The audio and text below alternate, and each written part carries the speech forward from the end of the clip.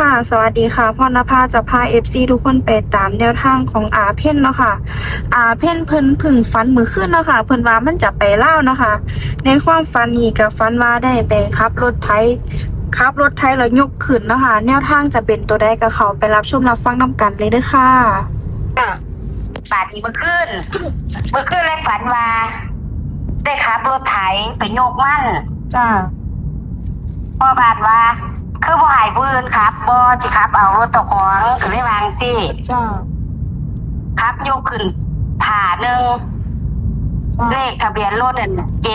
7050กระซื้อกันไว้60นำเพราะว่าโยกขึ้นจ้า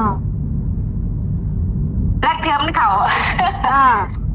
เพื่อนไปเล่าเหรอแม่น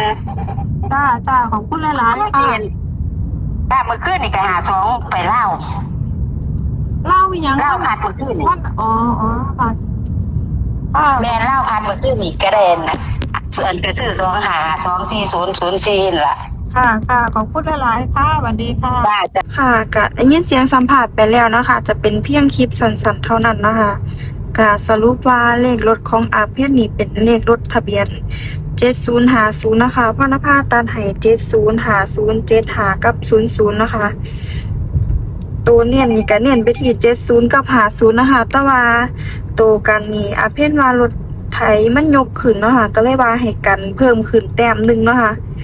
กันจาก50เป็น60เนาะค่ะก็เลยกันให้